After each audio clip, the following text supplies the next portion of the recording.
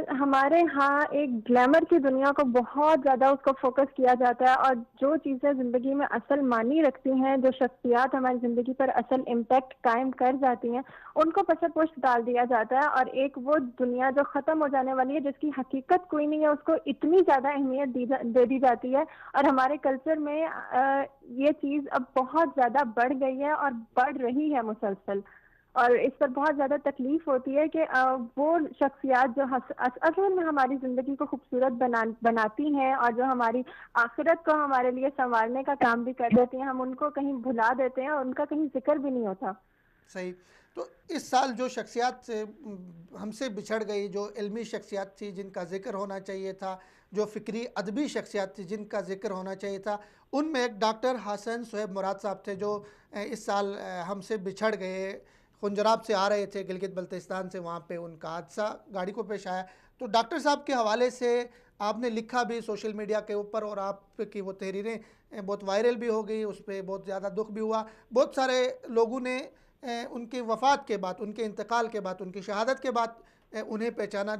بلکہ میں یہ کہوں گا مجھے خود بھی اتنا زیادہ ان کے بارے میں علم نہیں تھا۔ تو ان کی شخصیت، ان کی سیرت اور ان کے علمی کارناموں کے بارے میں کیا بتائیں گے آپ؟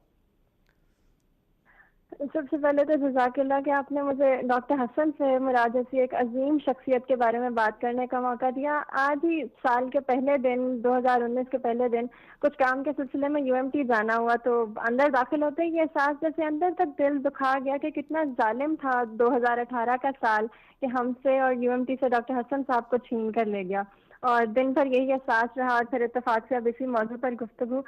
اللہ رب العزت پہلے تو دعا ہے کہ ان کے درجات بلند فرمائے۔ آمین آمین۔ ڈاکٹر صاحب کا تعلق ایک علمی گھرانے سے تھا، اور ان کی تربیت ایک انتہائی خوبصورت ماحول میں ہوئی، جس کا اندازہ ہر ملاقات میں ہی ہو جایا کرتا تھا۔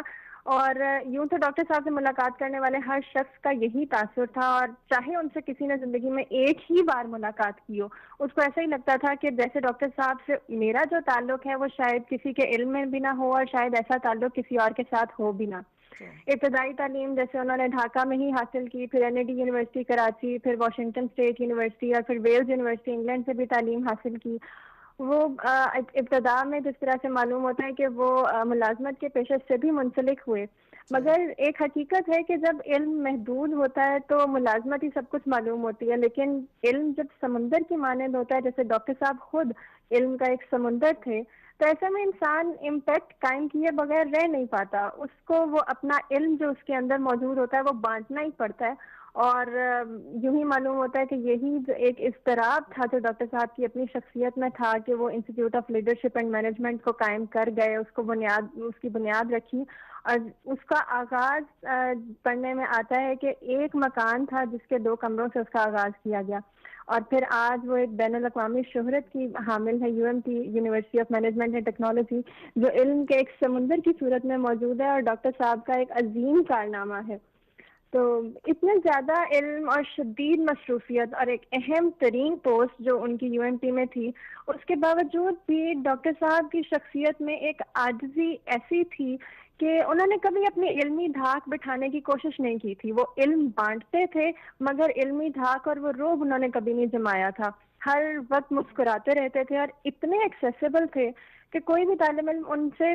کسی بھی راہداری میں روک کر اپنا مسئلہ بتا دیا کرتا تھا، اور وہ اسے ایسے حل کرواتے تھے کہ محسوس ہوتا تھا کہ صرف جیسے میرے ہی مسئلے کو ترجیحی بنیادوں پر حل کیا جا رہا ہے، حالانکہ سب کے ساتھ وہ ایسا ہی برتاؤ رکھتے تھے۔ اور یہ خوش اخلاقی جو تھی صرف ان کی اپنی ذات کا حصہ نہیں تھی،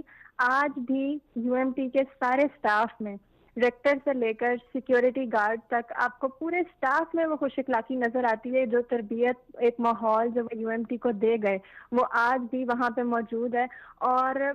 ایک محبت کا اور علم کا ایک خوبصورت سا امتزاج ہے یو ایم ٹی، اور ڈاکٹر صاحب اس کی روح رواں تھے۔ اور تکلیف ہوتی ہے بہت زیادہ یو ایم ٹی میں اب بھی قدم رکھتے ہوئے، بہت زیادہ اس چیز کا احساس ہوتا ہے کہ وہ وہاں پہ موجود نہیں ہے، مگر ان کی غیر موجودگی کا احساس آج بھی یو ایم ٹی میں آپ کو ملتا نہیں ہے، ڈاکٹر صاحب وہیں موجود لگتے ہیں۔ جی، ڈاکٹر صاحب کے حوالے سے ان کی شخصیت کی خوبصورتی، شگفتگی، اور ان کے جو ہے نا لوگوں کے ساتھ ملنا، ان کا رویے، اور وہ ساری خوبصورتیاں ماشاءاللہ آپ نے بیان کی۔ ڈاکٹر صاحب غالباً جو خرم مراد مرحوم تھے ان کے صاحبزادے تھے، تو اس حوالے سے ان کے کافی علمی کارنامے بھی ہے، علمی تحقیقی کام بھی ہے جو ابھی تک اگرچہ پبلش نہیں ہوا، شائع نہیں ہوا، تو اس حوالے سے کیا آپ کے معلومات ہیں؟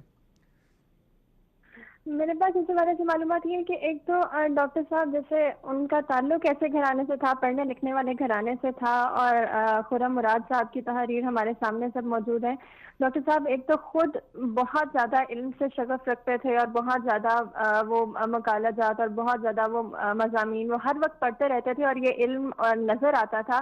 اور وہ خود بھی بہت زیادہ تحریر میں لکھنے میں بھی مصروف رہتے تھے، لکھنے لکھانے میں بھی، اور کچھ ان کی تصانیف موجود ہیں بھی، لیکن بہت سی ایسی چیزیں ہیں، بہت سی ان کی شخصیت کے ایسے پہلو ہیں جو ابھی تک بہت سے لوگوں کے سامنے نہیں ہیں۔ تو ان کی جو شہادت ہوئی خنجراب میں ہوئی، وہاں سے واپسی آ رہے تھے، تو ان کے صاحبزادے بھی وہاں ساتھ میں تھے، کوئی ایسی خبر ہم نے سنی تھی، تو ابھی ان کی ہاں جی، ہاں جی۔ فیملی کے کیا صورتحال ہے؟ وہ اس صدمے سے باہر نکل پائی ہے؟ ان کی فیملی ظاہر ہے صدمہ اتنا بڑا تھا کہ اس صدمے سے تو ابھی یو ایم ٹی کی پوری فیملی نہیں نکل پائی کہ یہ زخم ایسا ہے کہ کبھی بھر نہیں پاتا۔ تو ان کی فیملی کے بارے میں ہم کیا کہہ سکتے ہیں؟ تو ایسا ہی کہ حادثے کے دوران ان کے جو صاحبزادے ہیں ابراہیم مراد، وہ ہی گاڑی ڈرائیو کر رہے تھے، اور کچھ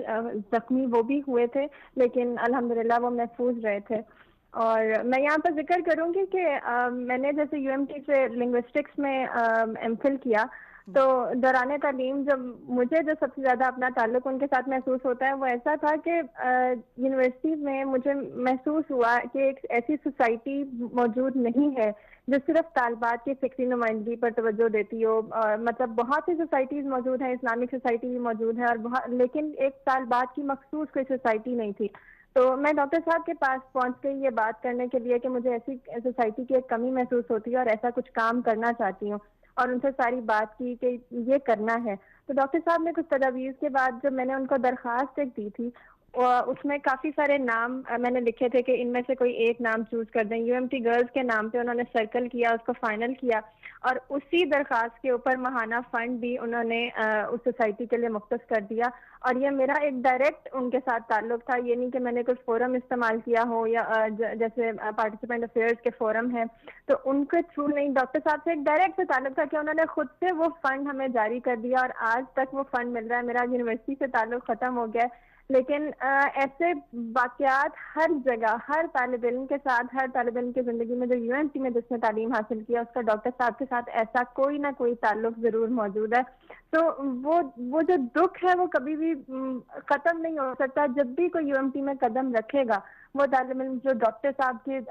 زندگی میں اس یونیورسٹی میں جاتا رہا ہے، تو وہ دکھ ہمیشہ ہمیشہ اسے گھیرے رکھے گا، اور وہ تکلیف کبھی بھی ختم ہو نہیں پائے گی۔ بہت شکریہ ام الہدیٰ۔